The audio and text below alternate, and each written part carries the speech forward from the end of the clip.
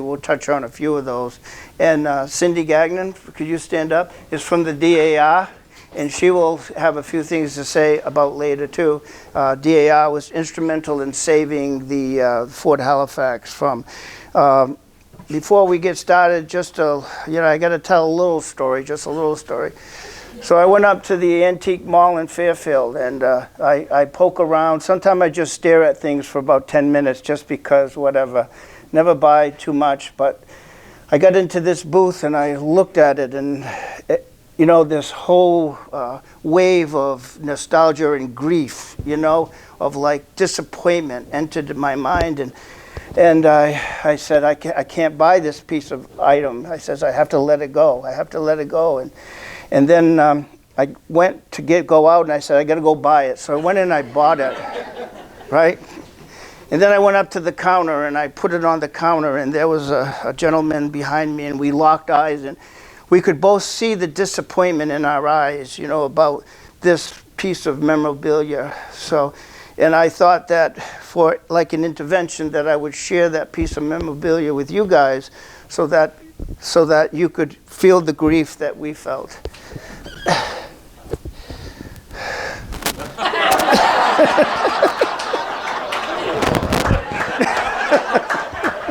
Okay. Phew, I feel better already about getting that off my, my chest. But this is Fort Halifax, and this is one of the pen and ink drawings that we had. You could see that the pointer doesn't work, but this is the existing blockhouse. This is Sebascook River, and then the Kennebec River here, and then there's two what they call redoubts on the top.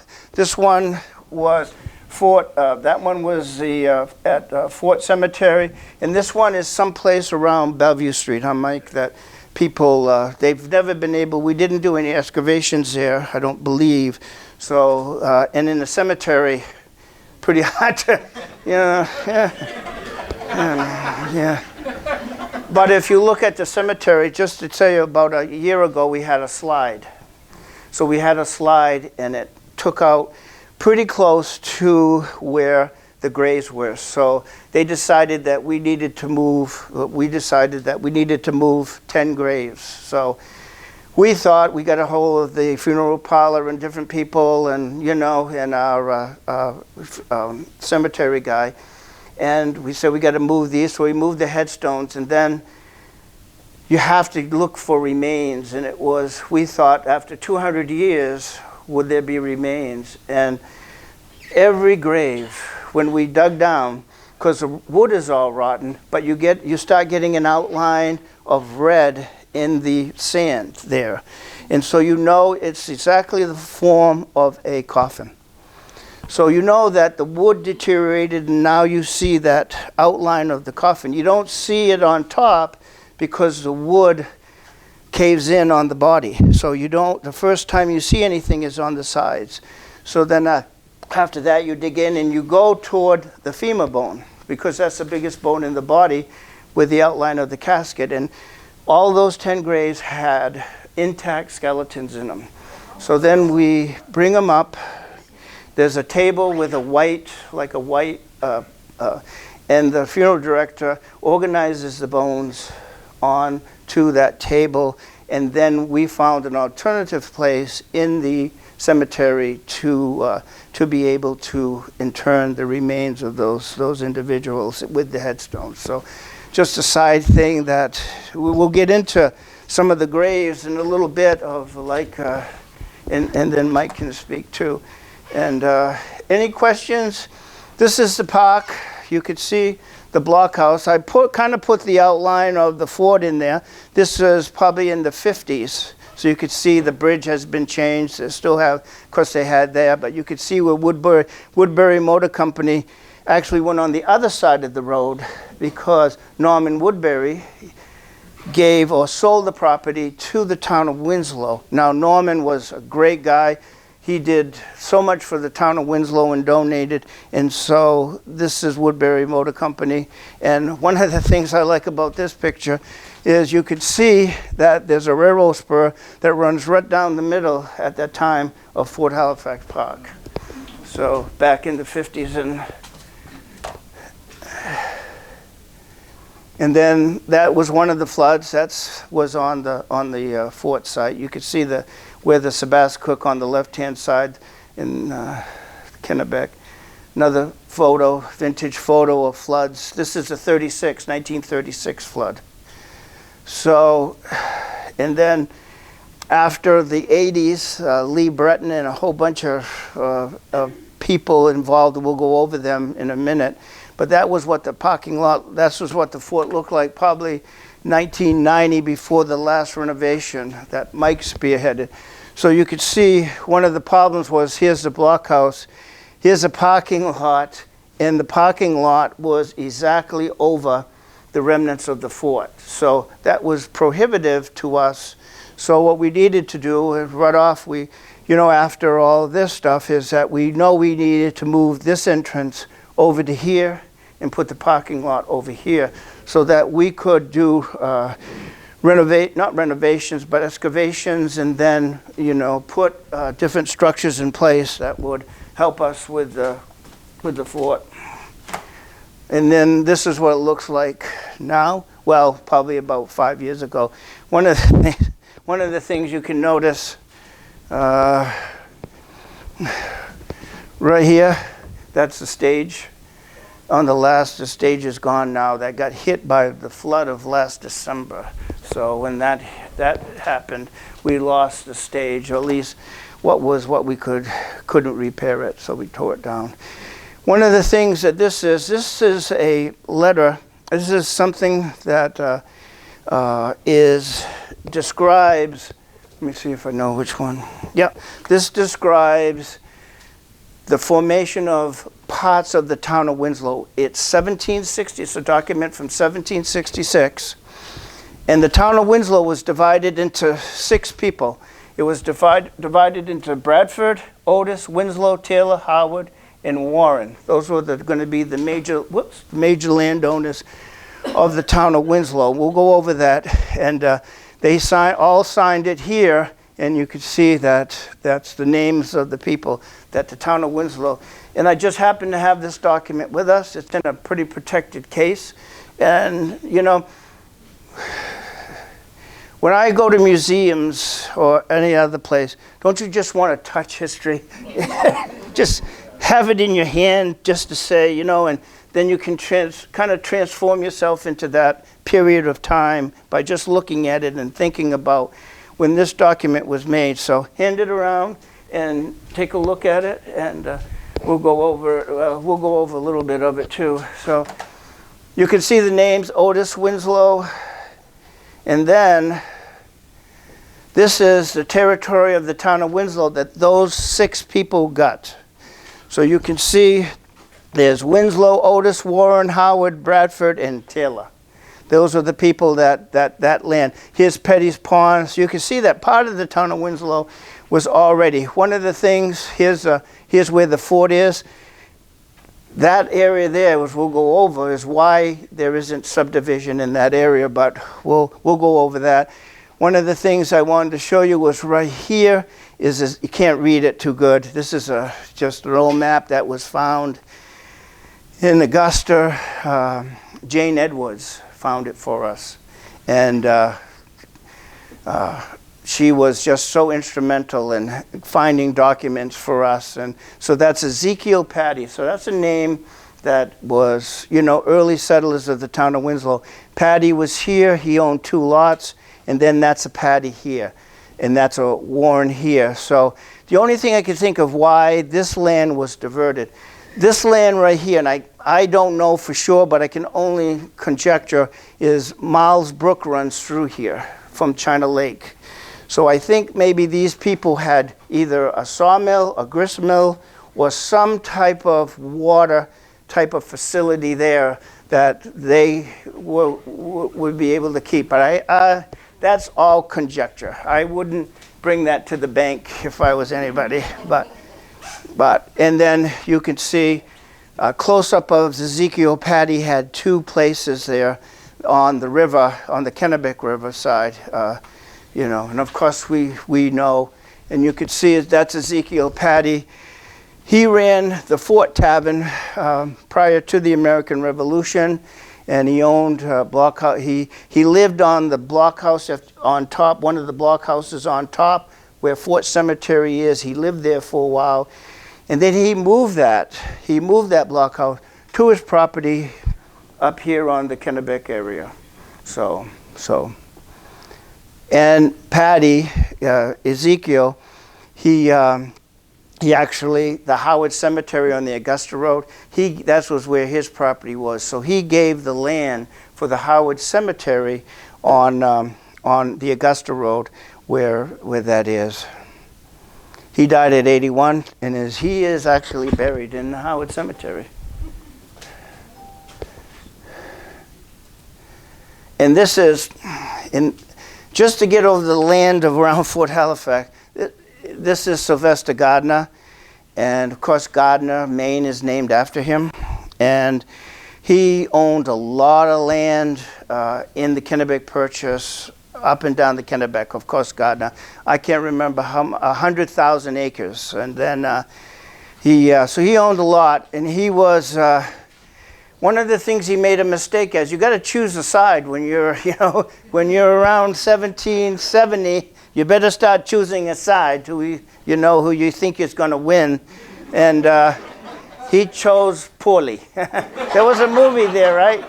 I can't remember what movie was that. I can't remember. You chose poorly, so yeah. So this was, yeah. That's right. It was. So you could see that he wrote a letter. He put it in writing. I've learned not to do that, and you know what I mean.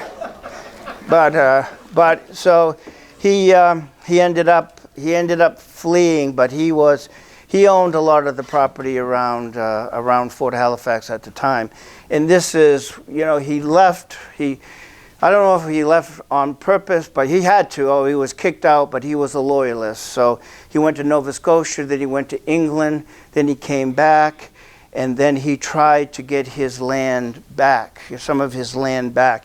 And he was able, because of some error in the confiscation of main property through the courts, his heirs were able to secure, especially around Fort Halifax, this is his heirs. So that got a lot of the land at that particular time. And I don't know what relationship, I wasn't able to dig further enough into that to see exactly. And, any one of these accounts, this is Ezekiel Patty. He married Margaret Howard, okay? So, and then they had quite a few kids, Ezekiel Patty. If you remember Howard, it was a good match for Ezekiel, because Howard, as we just learned, owned a lot of property. And so, and maybe there just wasn't that many, suitors around. Yeah. But this is an interesting document we found. And this is a document from 1796. And it's the presidential election of 1796. So, and this was when Waterville and Winslow were in the same. So it was Winslow across the river. And I brought this document because I could see that Arthur Lithgow, of course, was on our side, and Asa Reddington, which is the museum is named after. So, and it says, the presidential pitted Federalist John Adams against Thomas Jefferson. That was in 1796. And the results were John Adams was 71, Thomas Jefferson had 68, Thomas Pinckney 59, Aaron Burr, and then Samuel Adams had 15. So that was the results of the Electoral College of that. And I like this document. It's signed by Asa. So it's pretty neat. So if you guys want to pass it around, that's fine too. And then I just put this together. Those are the people that were in the election. Aaron Burr, he had quite a reputation, and I just don't see it, but hey, I'm not supposed to, probably. But that's the election. Of course, back then, if you, which I think is a great idea, if you won the election, you were president. The person that came in second was automatically the vice president. So, you know, I don't know.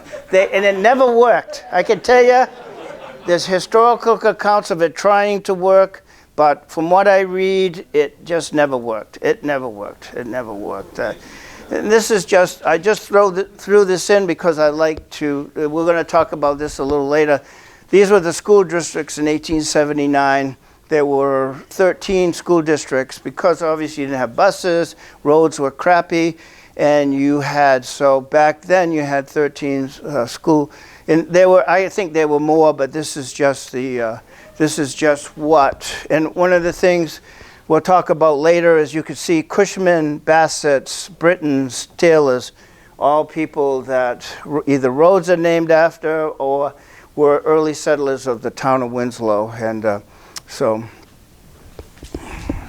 and this right here, you can see Drummond.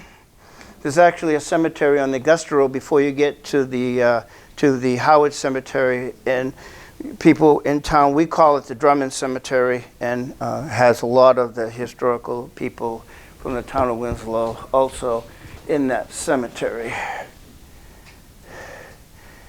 And I always go this too really quickly. Unfortunately, it deserves a lot more. We've been there since, what, 1650 maybe? The, you know, whatever we're called.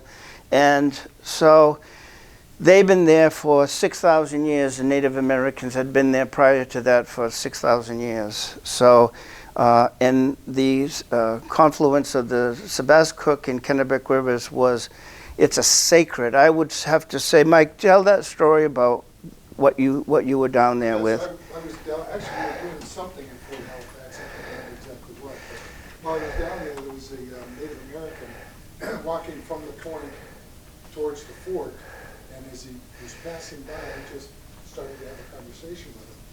And one of the questions I had was, geez, what were you doing? What were you doing down at the fort?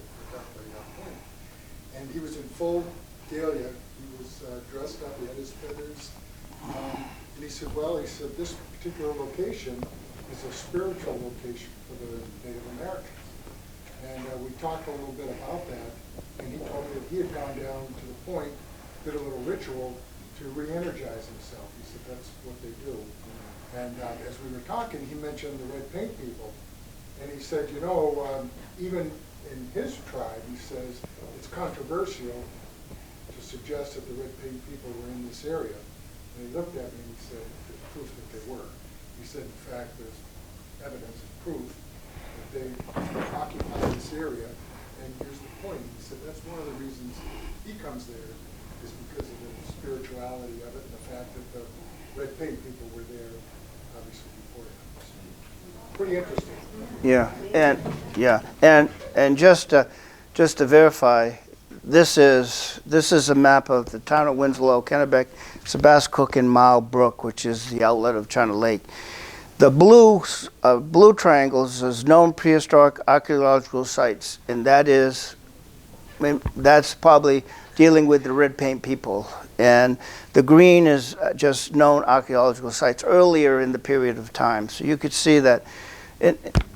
Just my commentary is that Winslow is the red paint capital of Maine because of all the and Mike, could you say that other story about the dam blowing out and the archaeologists that you talked to? So during dam removal, I worked for the town right away during that time period, and during the dam removal, archaeologist was getting ready to go out up the river in a small boat, and he asked if I wanted to come along, and I said sure. So I joined him. We went up the river, and he got to a point where we got out of the boat, went up on a little knoll, and he started talking about the area and made reference to some of the rock formations that we could see that were visible. And he started to describe to me that this was an encampment, and he pointed out that it was likely this is where they had their fires and so forth. But as we talked, he mentioned, he said, this particular location that we were at, he said, isn't recorded anywhere. They didn't want anybody to know about it because it was a location where the red paint people were known to be, and it was a highly protected area. So he was just making sure that the removal of the dam wouldn't have any impact on that particular location. Yeah, and these names, these areas, the documentation that they have is by the Maine Historical Preservation Commission. So they do most of the archaeological work. They did all the archaeological work down at Fort Halifax too.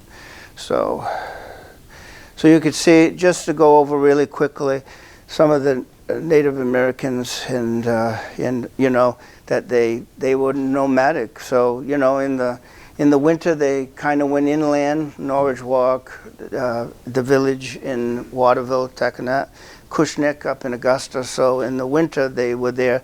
They would go up even further up north into the Moosehead Lake region where they would hunt moose and where the game was more, wherever the game was plentiful. In the summer, of course, they would go down to the coast.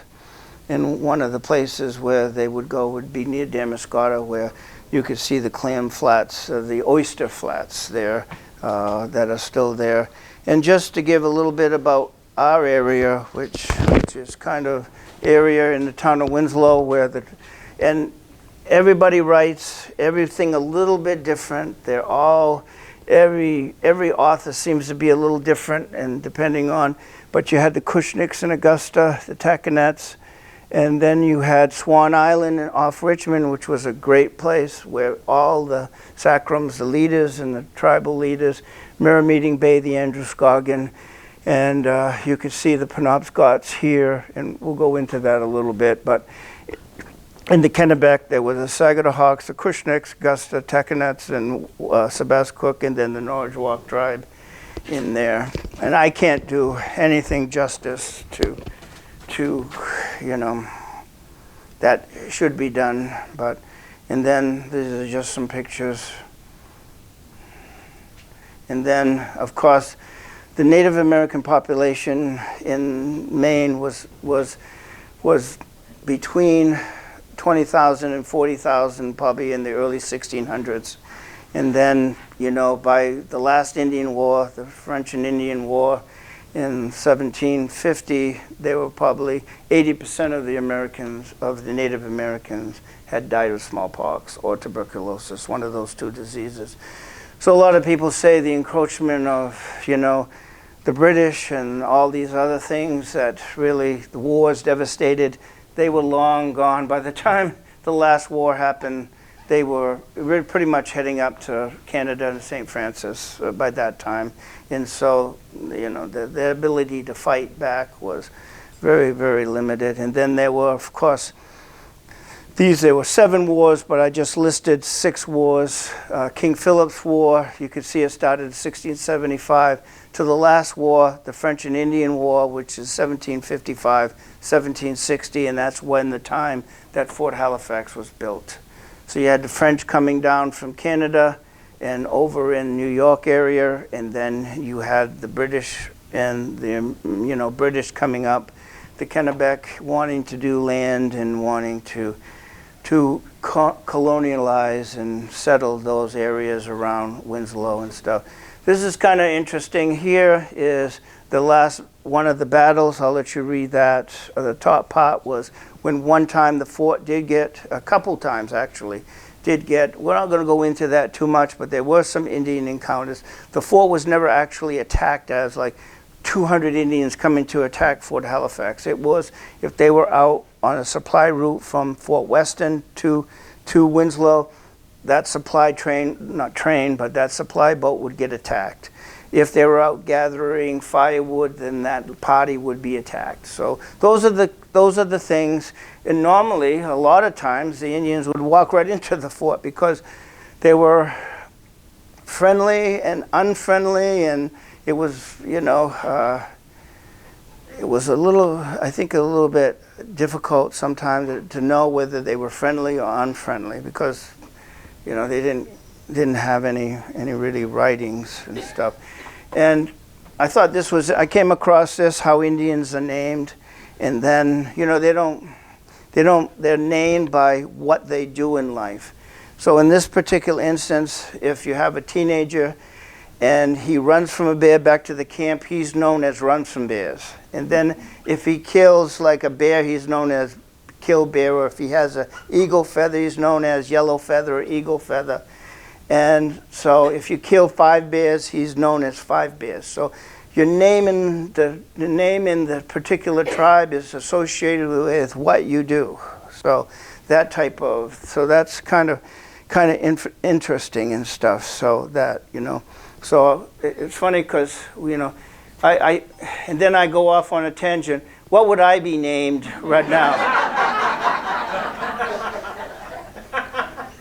Talks too much? I don't think it would be flattering. But Bruce here is a pickleball player.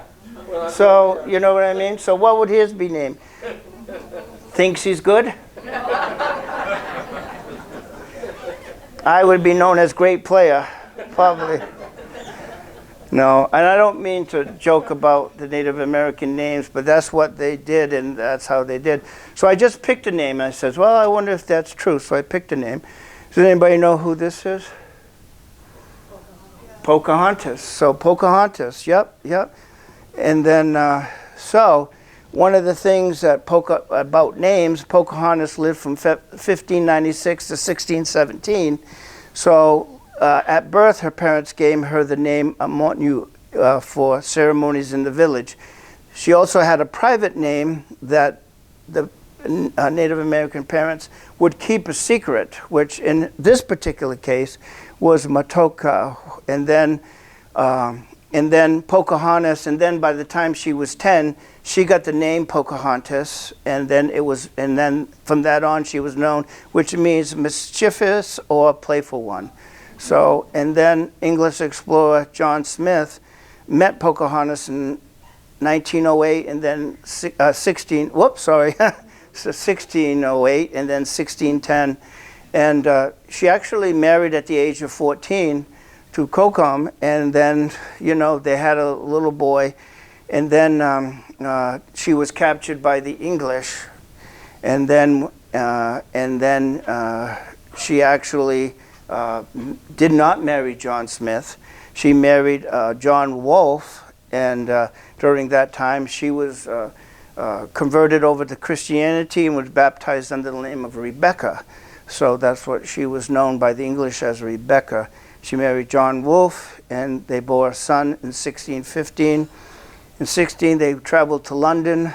Pocahontas, of course, became a celebrity over there, and in 1617, they wanted to come back to Virginia, but Pocahontas got on the boat, went a little further, got sick, probably from tuberculosis or smallpox, and died at the age of 20 or 21 from pneumonia or tuberculosis, or probably tuberculosis. That's what they're saying. So, you know, there's a lot of story about John Smith, you know what I mean? And this is a depiction of John Smith, and there's John, and this is actually a painting of Pocahontas and John Wolfe, her husband. So they say, some historians say that John Smith was known to exaggerate from time to time, and that's a story, although makes nice, you know, reminds me a little bit of the story of Paul Revere, but that's okay. One of the things that I wanted just to show you on this picture is that the main tribes in the Sebascook and Kennebec River. So one of the things that is in the region that we're under here is this is the Sebascook River, and then this is Moosehead. This is, of course, the west branch of the Penobscot. The Penobscot comes in, and then the travel route from the Penobscot Nation was always down to the Sebascook. So there was very little portage there that they had to do to get from the Penobscot, and then they would meet in Swan Island and Richmond for a lot of their get-togethers where the English would come up, and of course Lithgow was the only commander of the fort of Winslow, Robert Lithgow, and the fort was started in 1754 was authorized, 1755 it started, and then 1766 it was decommissioned. So it was a very long 10 years. But after that, it had quite a life. Here's another thing. And this is kind of a nice here of the fort. I don't know how accurate it is. There was, if you look at the fort now, that door on the outside wasn't there. The other two, who knows? But it's generally what it was, I guess. And this is Ruth DeMille Major. She's an historic item. That is, the one on the left is Fort Halifax. The one on the right is Fort Weston. And then this is just like what a little bit of the fort entailed. If you look at it, you could see the meeting room, the kitchen and the officers' quarters there, chimneys in the middle, and then the mess hall, the latrine out back, which was probably important with a door, and then the sentry is there. So one of the things that's hard for us who want to identify areas is that railroad track runs right across here. So the railroad tracks run here. So they have done a lot of excavations. Lee Kramer from the Maine Historic Preservation Commission has done a lot of, we'll go over that. Lithgow was a fort only, and the blockhouse is not owned by the town of Winslow, it's owned by the state of Maine. So Matt Hamilton right now is the Northern Regional State Park Manager, and they own 100 by 100 foot square around the fort. So they maintain the fort, and they're the ones responsible for the overall use of the fort itself. And then this is just, it's kind of neat, but it's just Dan Tortora, right? Is that how you pronounce it? Dan Tortora was a Colby professor, and he wrote a book on Fort Halifax, and he had all these facts. It's like the year 1750, there was 125 men. 1767, the last time they used the fort, was 13 men. This is by the numbers, is always, and this is, you can see right here, that's what the fort, there's the officers' quarters, the enlistment men, the two blockhouses, and this star shape was John Winslow was actually commissioned to do this up, and so he came up. But Lithgow said, I can't build this fort. I mean, I'm in the middle of the wilderness here. I can't do this. So he kind of, said, I'm going to pare this down because it's hard enough already just to do this. So they had built one of the blockhouses, and then they said, forget it. And then they kind of just started building, and he got approval. There's a whole book about that. One of these is Lithgow. Which one? Left is Lithgow, and that is, no, this is Winslow. That's Lithgow. I don't have a lot good to say about Winslow, but that's okay. We'll go over that in a minute.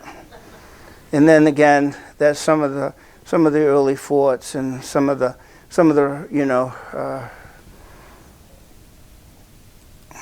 and then there's William Lithgow, and then there's John Winslow. Okay, John Winslow, and then I couldn't help but go off on a little tangent here because John Winslow. He was a descendant of Ed Winslow, but I don't know if the expulsions of the Canadians from Nova Scotia, Cape Breton, New Brunswick, and Nova Scotia. So about this same time, back in the early 1700s, the British took over Acadia.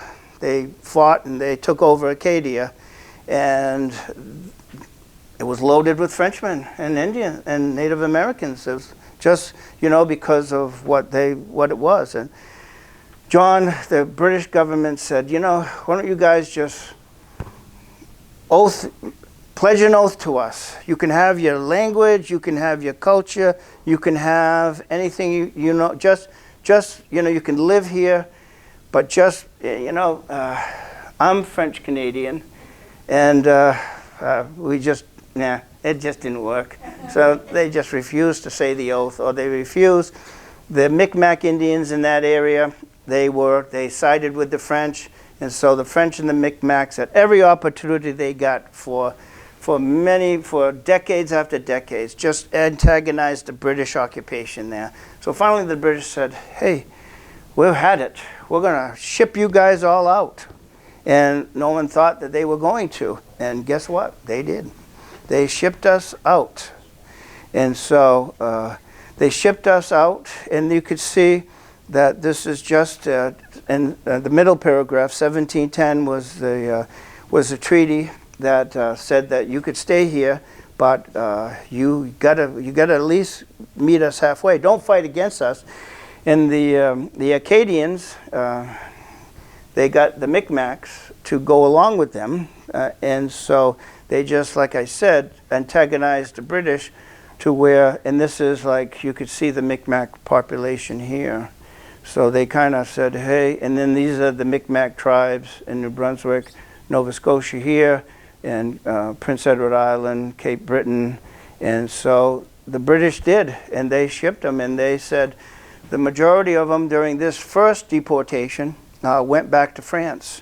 And then a lot of them you could see, and you could see this one here is that they actually became Louisiana, and they became the Cajuns.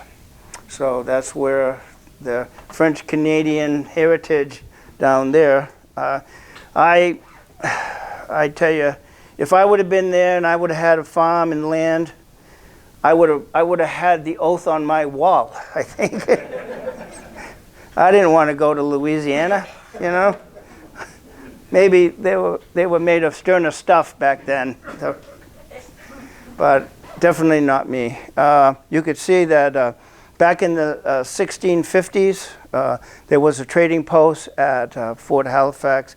I don't think Lee Kramer ever found the trading post, did they, Mike? The remnants of the trading post, but it's known that it was there in the 1650s. And this is the trading post, a rendition by Lee and Wild about, and Lee Kramer in his book, and this is it. And you can see that Christopher Larson. Now, Clark and Lake were out of the bottom part of the Kennebec-Aroostook Island. That's where Clark and Lake had their headquarters, and then they hired this Richard Hammond to run the trading post, and there was other people that ran trading posts there, but I guess Hammond wasn't very nice to the Indians, so they killed him. So, and then this is Aroostook down the site where Clark and Lake had their, and then early in the 19th century, 1913, is the Daughters of the American Revolution came up and said, you know, this is a fort we have to save. This is something that's, you know, and they. One of the first things they did was, you could see some of the names: Harwood, Garland, Patterson, Britton, Dunbar, and all these people, Horn, that were very involved in the history of the town of Winslow, put up this marker for Benedict Arnold. And we'll go over him in a little bit. I love Benedict Arnold. He was a traitor, yes, he was, but there were circumstances there that, you know what I mean, that maybe we should think a little bit better. Cindy, do you want to come up and just? Take it away, but you're a hard act to follow there. No, not really. So yes, I'm from Fort Halifax chapter of the Agnew. Our chapter was formed in 1913. In 1920, I guess things were pretty rough at the fort. It was pretty much collapsing. And a bunch of people decided, well, maybe we don't want it anymore, we'll move it across the river. Well, fortunately for our DAR chapter, we had a bunch of spunky old ladies who said, no, that's our history, this fort is going to stay. So these ladies, they made a lot of trips to Portland, Augusta, they did a lot of contacting people, and in 1924, we got the deed transferred to our chapter. It was then owned by the Maine Central Railroad, I believe. Yep. So, being DAR, you have to have a ceremony. Everything's always about ceremonies. So they had a big ceremony, and Percival Baxter came, the great-great-great-grandson of Dr. Sylvester Gardner. It was a big event. We had a plaque made up. Are you familiar with this plaque, Ray? Oh, no, I'm not, actually. This No, I plaque, don't. it was put on the fort in 1924. It's disappeared. Yeah, So I that's don't know why, it. you know, Okay. your search of documents and Yeah. everything, we would love to have that plaque. All right. The plaque states that this tablet marks the only remaining block fort belonging to Fort Halifax, erected 1754. So it's a really cool plaque. If you want to pass that around so you can see what it was like. But in all your search, if you should happen to come across it, yeah, well, you got the sources. I don't need another search. So anyways, now our chapter owns it. 30s and 40s come along. We got floods, a flood of 36. We do a lot of repairs that we can. We replace roofs, brought in timbers, fence. We do fundraising. We do bake sales, yard sales. What was it? Bridge tournaments. It's like, so you know, we're not making a whole lot of money. National gave us some money to buy a new sign. But then we have the floods of 1936 and 1953, which did a whole lot of damage. But 1954 rolls around, it's the 200th anniversary of the fort. So being the DAR, we have to have a big dedication ceremony and another plaque put up. 1956, Maine Central Railroad donated and installed the flagpole. Is that the original? I don't think so. I highly doubt it. But So anyways, in all our bake sales and yard sales, DAR, our small chap, there's no way we can possibly afford all the historical upkeep of it. So unfortunately, in 1966, after 42 years of ownership, we handed over to the state of Maine, thinking that we have a much more secure financial funding coming from the state than what we did from the chapter in our yard sales. The cool thing about handing it over, though, we had a small ceremony, of course. But 92-year-old, and I saw her name was up there, Minnie Garland. She was there to hand over the deed to one of the Maine State Park officials. Minnie Garland was an original charter member of 1913, and she was there to do that. I'm thinking, you know, was it sad? Was it happy? I'm thinking it was bittersweet. It's like, now you're handing over the ownership, but it's in good hands. So basically, that was where we ended until the flood in 1987. We know what happened then, the Great Flood. Fort gets washed away, the plaques get washed away, all except the lost tablet, which we don't know where it's at. The cool thing is, a bunch of campers are out, they come across this metal plate, which they're going to use on a cookout fire, or so I'm told. And then they flip it over, and it has all this writing, the DAR plaque. It's like, cool. And they were good people. They returned it to the DAR. And in June 17, 2023, we have a ceremony. we did. I was there. So that's our story. Still involved with the fort. Love working with Friends of Fort Halifax and doing what we can with what we've got. Yep. That's our story. Well, that's a really good. And she's right. There's Minnie Garland is one of those two right here, and her grandchildren. And then those are the two plaques that she mentioned. And you could see where they are on the fort itself. That's the Daughters of the American Revolution, and then the historic. We'll go into that a little bit. Both of those plaques a little bit. There's some of the plaque. That's some of the fort houses, what it looked like. And then that's Benedict Arnold's march to Quebec. You could see from Boston, Benedict came up through the town, and then Montgomery, General Montgomery came up from Fort Ticonderoga and went up into Quebec. We all know that didn't work out well for Benedict or Montgomery. He was killed. Benedict broke his leg. And that whole story about the Maine woods and coming down the Maine woods was quite a thing. And I think we all know about the portage and eating the dogs and the whole bunch. And they stayed at Fort Halifax. I always like history that's a little bit racy. So and so Aaron Burr was part of that entourage that came with Benedict Arnold. Morgan, a whole bunch of people that were very prominent in the American Revolution after Fort Halifax and before, but Aaron Burr was one of them. And just read that. This is surely what was written in the history, but I doubt whether all that happened. But much to the chagrin of an Indian maiden, Burr, who had got a reputation, they say that's what was written, made love to Sarah Lithgow, which was the daughter of the fort's former commander, and then he sent her poems on Birch Bark. I'm sure we've all heard the Birch Bark story of how he wrote on Birch Bark, and then although it never was. That's not true, according to, of course, the Lithgows. Whatever. This is just history. I just write it down the way it's written there. So I didn't make that up. But the Arnold's March of Quebec was quite something. On the bottom right-hand side is the Cockburn House.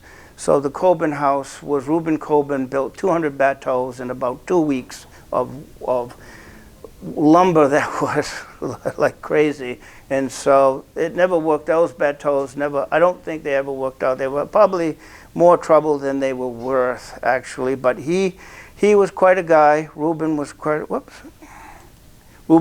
a guy, and of course it was a loss, and they retreated back. Here are the people that advanced. There's Sylvester Gardner was involved, Henry Dearborn, Daniel Morgan was part of that group. And Christopher Green, Nathaniel Green, we've all heard of him and stuff. And then, so one of the things that was at the time, because it's early in the American Revolution, there was a Tory, Ephraim Ballard, who claimed the right of, that was a Tory. He was so when the Benedict Arnold came up with all his people, there's this Tory there, right? And he's running the Fort House. So, and I thought this was good. He's quoted as saying, Ephraim Ballard, who claimed the right of thinking for himself. Obviously, he was again. He was kind of. But in the next thing, that this is the Cockburn House, and this is it's up about 20 miles south of Augusta, and it's just a great place to go. And the next couple times, next couple years, it's supposed to be a major renovation down there. So one of the things in 1779, trading posts at Fort Halifax, and to protect Penobscot Indians who had allied with the Patriot cause, who had been driven at birth. And one of the things, Fort Halifax staging area also. So Chief Orono and some of the Penobscot Indians actually stayed on Fort Halifax during the time when the British were doing some havoc in the eastern part of Maine at that time. I'm sure, I don't know if any of you have heard of the Penobscot exhibition, this Penobscot fight that they had there. There was a lot going on the eastern part of Maine. Not good. And then Paul Revere, he stayed at the Fort Halifax too. He was head of the artillery for the Penobscot exhibition, and he stayed there, staging his cannon there to head over toward Penobscot Bay. And then, just to go over really quickly, this is the Penobscot Bay. They had Americans had 40 ships. The British had 3 ships at the beginning, and this is Castine now, which is named. They all had British names at the time, so we changed that pretty quickly after and so you could see that this was the Americans with their 40 ships sailed in and blockaded. Castine is here, and the British troops, these 3 British troops these transports were in there. The British fort was here. Paul Revere came, landed here, and then they had it beat. They could have, if they just attacked, but because of whatever reason, there's a whole books and books have been written about this. They waited 2 weeks before they attacked. And so by that time, the British squadron came in. The Americans, with their 40 vessels, retreated up the Penobscot River. sank every one of them, sunk them, went on land and retreated back to Massachusetts. There were 2 ships that were left that could have fought, and they tried to escape, and I don't think the Defiance was taken and the Hunter was blown up. Whatever it was the most single devastating. There's quotes from Washington saying, "Oh my God, Revere was court-martialed. Paul Revere was court-martialed." And then later, years later, after the American Revolution was over, he was kind of exonerated. But by that time, he had lost his reputation a little bit. That's why just personally, I kind of think that sometime Benedict Arnold did more to win the American Revolution during the time he was there than Paul Revere did to win the American. But that's a good debate question. And then you can see here in this picture here, there's on the railroad tracks, there's a depot, and then there's a Bassett right over here. So the depot is like there's a depot here, train depot, and then this is the Bassett store here. So I was just coming across some stuff, and I said, "Oh, that's pretty interesting." Back in the, and then there's the depot in Winslow, and then there's a flood involving the depot, and then again the 1936 flood, and there's that little store that I think is the Bassett store in the post office in Winslow that we were looking at in the picture. And then one of the things about the depot is that people used to cross over when they stayed there.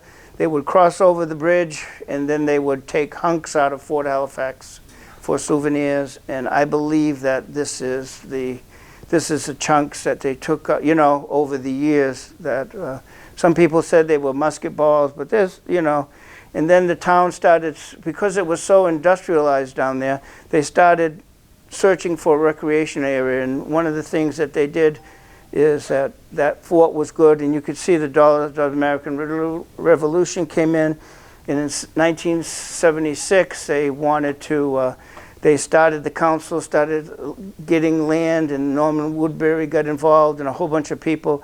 This Jerome Balder got involved, and was a key worker in the town in Fort Halifax. There were commissions, and then this is kind of neat, is that they started cleaning up the park. They bought the park, they started cleaning up. This is a group of 8 or 10 boys during the summer that had worked down there, and this was in 81, I think. Yeah, 81, and a reporter went down, reporter went down and it says, "How did it happen that you got into this, into this job of," and he says, because at the time, and the guy joked, "You got to be poor," because it was like, that's the way, it was a tough time. And then there's actually, this is starting to, when the Lee Breton era, Mike, was Lee, when you were there, was Lee the rec director when you were there, when you started? At the beginning. But Lee, there was actually there's an island over there near the parking lot, and these scouts had built a bridge across that to that island and stuff. It was pretty neat. And Lee's son, and then we actually put riprap down there. Lee was involved. Lee Breton did a lot for that park at the beginning, a tremendous amount. And actually, when they were building the dam above Scott Paper Company, right adjacent where Simpson Avenue is, they had a lot of blasting. So they said they took that riprap that was there, and they actually covered the northern end of the park on the shore with this riprap, and that didn't last long. It wasn't big enough. And that's Lee and Diane Breton. I'm sure if Diane was here now, she'd probably kill me, but that's okay. That's okay. And then this is the flood of 1987, in that you can see, I think this picture is the best picture of the railroad bridge of 87, and this is the park right here. So you could see 87 was a terrible thing. And then this is the park of last December. It actually got up to the blockhouse, was 1 foot inside the blockhouse. So, and this is what it did to the shore. And then this is the stage that got KO'd. So it got moved. This is where it was. This is where it ended up. And then they brought all in the 87 flood, they loaded up, they found all the timbers, they loaded them up, brought them back. And this guy right here, Stan Matthew, Bob Matthew and Louis Pelletier were responsible for, they got the contract to redo the fort, which was Stan. I didn't know him. I never met, did you? Yeah. I wasn't involved too much at that time. And then, of course, this for people in the town of Winslow, Don Carter was instrumental in forming the Friends of Fort Halifax legislature. I can't tell you how much he did for that. And then in this picture right here down below is the one standing up in the gun is Don Carter. The one sitting down is Jerry Possigner, who was president of the Friends of Fort Halifax. You can see that one of the things after 87 flood, they just went in there, and this is Lee Kramer. He just worked tirelessly for the Maine Historic Preservation Commission and just doing these archaeological digs. And this Arthur Grenier also was involved and very in all those type of things. I'm just going to shove through these, and then it shows about the historical dig. And then this is a chronological of all the things that have happened down at the fort. And then this is a part of the fort that's being built. And then this is Stan and Bob and Louis starting to get the fort. And I want to go over some things. That's why I'm kind of skipping through some of this stuff.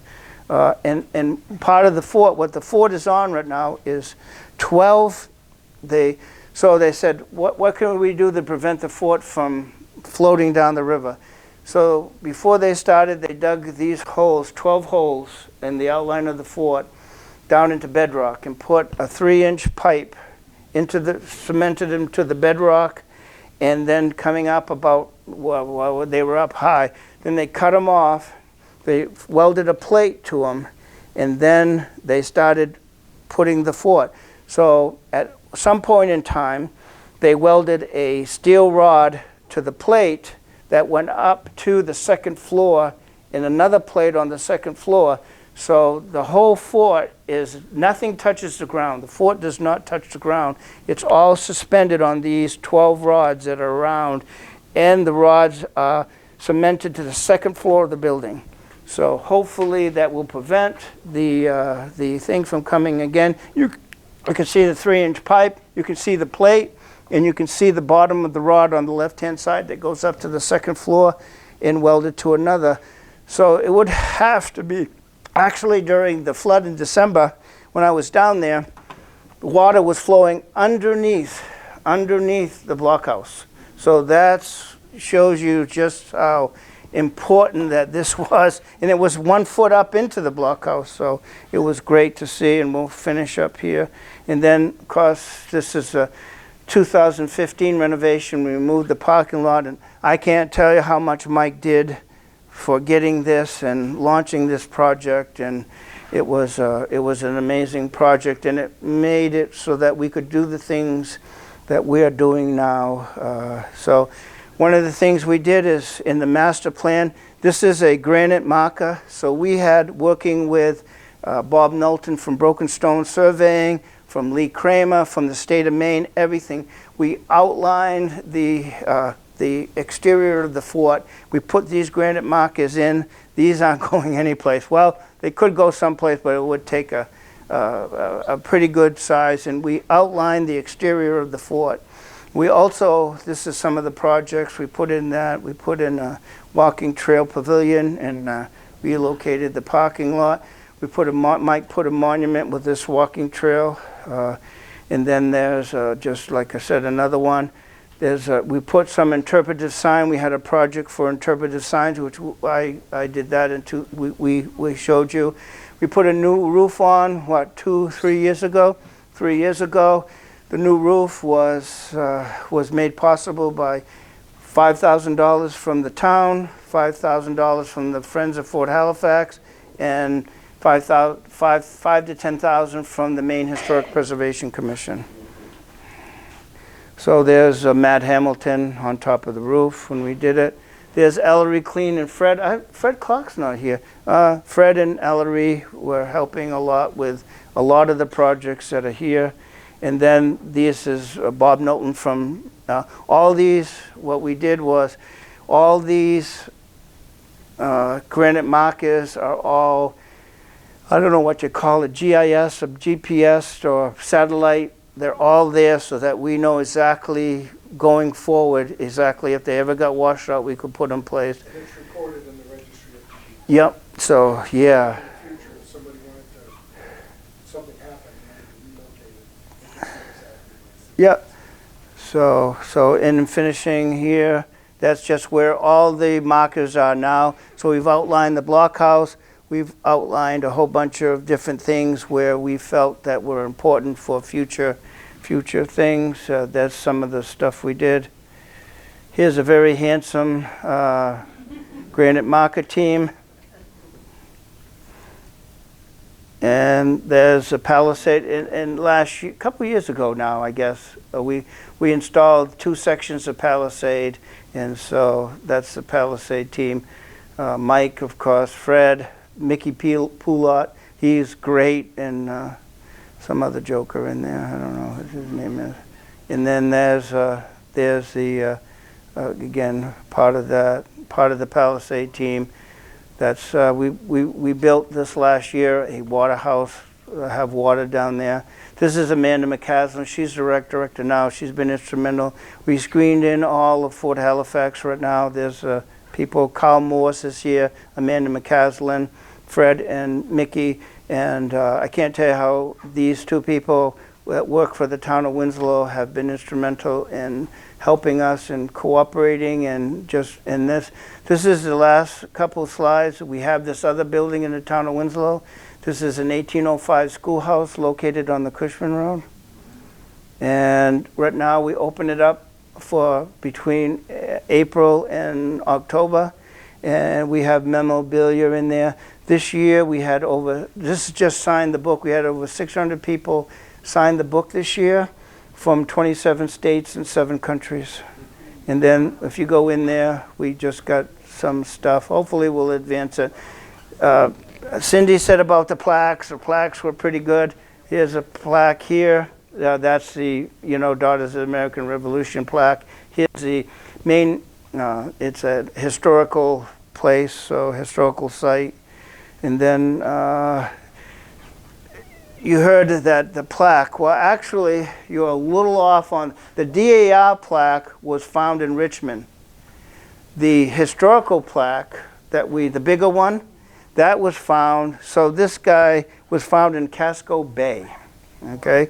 And if you want to know how far it went, so here is the Kennebec River. Whoops. We're almost done. We're almost done here. Oh, so put this right here. So because you can see the Kennebec River. So the log with the plaque on it floated down the Kennebec River out into Casco Bay, took a left or right, depends where you took a left, and ended up on Whaleboat Island, way over there. So these people were on Whaleboat Island, and they come along, they're frying clams or something. They said they wanted to fry some clams. They were looking for a piece of steel to put on their campfire. They come along this, it was face down. They turned it over, and it was the big historical plaque that we just saw. And no log attached to it or nothing. The only thing I could think of is that this log floated down there and was just crashing up against these rocks and this tide, and it fell off, or the log went down, but this plaque stayed there. What's the chances of finding that plaque in that place? There was amazing. Oh yeah, and I just wanted, for nostalgia, just pass this around. This is Scott Paper Company. I found this. I thought it was interesting. It's a 1937 paper towel roll for the. And then this is this place. Why we ever tore it down, I'll never know. But this was the Scott Paper Clubhouse. A lot of you people that probably lived in Winslow, this was the clubhouse by Scott Paper Company, you know. And then, you know, I'm not a political person, but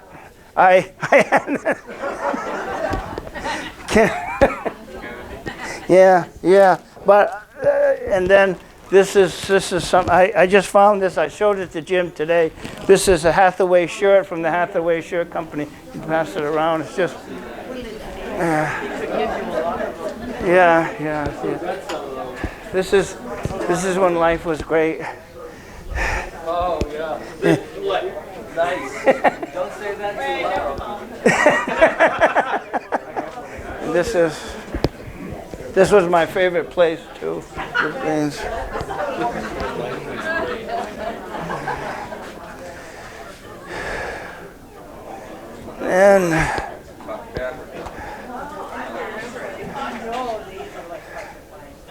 And this was the stage, and that's the stage where when we tore it down, probably about a couple months ago. This is what it looked like after the flood, and so this is not the exact rendition, but this is what we hope to replace the stage with, breaking ground this thing. So we had FEMA money that. Well, it wasn't FEMA money, actually. It's insurance money for the town for the stage.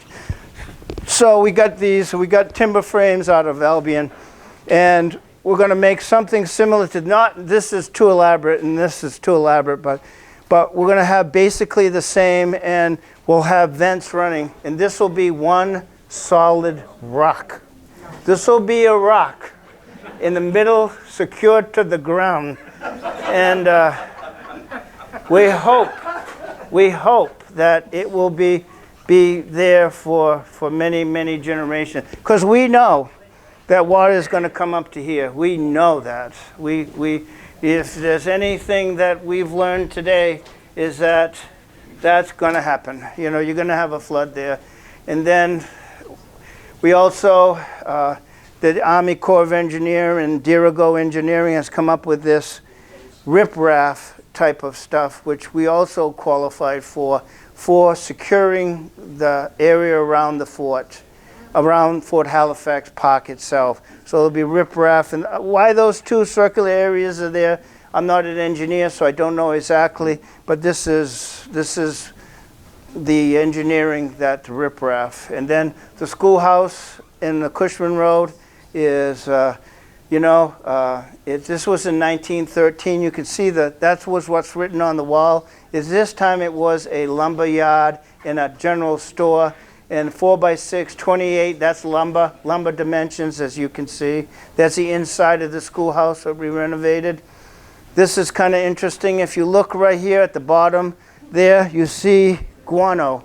Anybody know what guano was? Yeah, that was fertilizer that was around the turn of the century.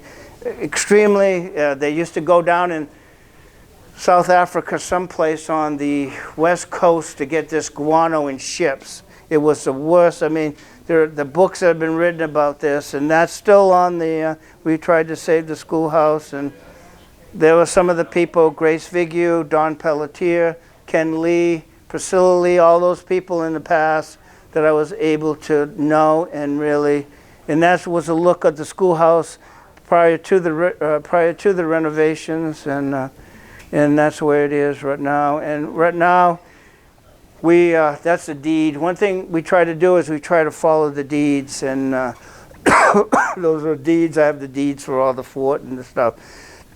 So one of the things what we're doing right now is we have a grant application in, and Mike was instrumental in making this grant with Ella Bowman. And so we got all the architects together, and we put in an application for a new roof for the schoolhouse because the schoolhouse roof is dilapidating. So we'll hear by January whether we get it's a 75% grant, so the town would chip in 10,000, and then the Maine Historic Preservation Commission would pay the remainder. Because it's a historic landmark, we have to go through certain regulations. If we do not get that grant because of the condition of the roof, we'll have to put a asphalt roof on it. So we have our fingers crossed right now that we'll be able to put the cedar roof, which will last for a long time.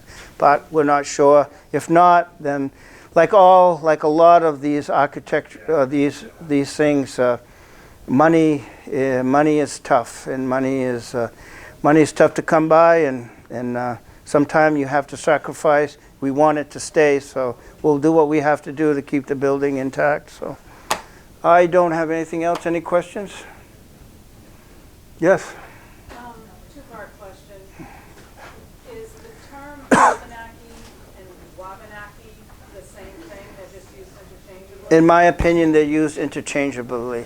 Same with Taconite and Tyconite? Yes. Yeah. Depending on how they spelled it in the history books, it's one person. It's amazing how that is. Yeah. I don't know. Yes.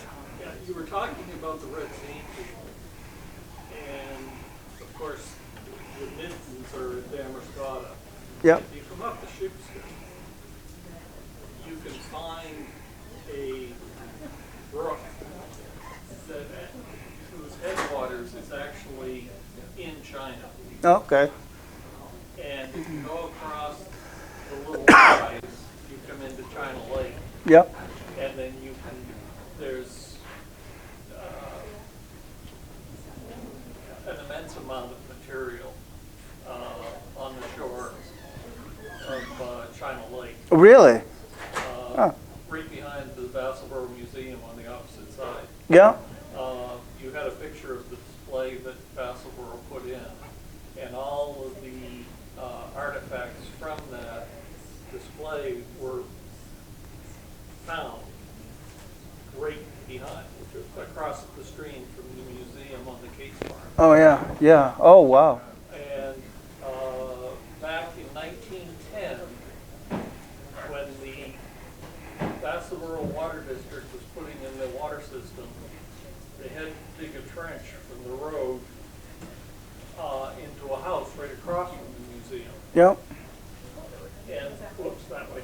Okay. And they found a complete skeleton, Oh wow. Yeah. which got given to Judge Martin when he was very young. Yeah.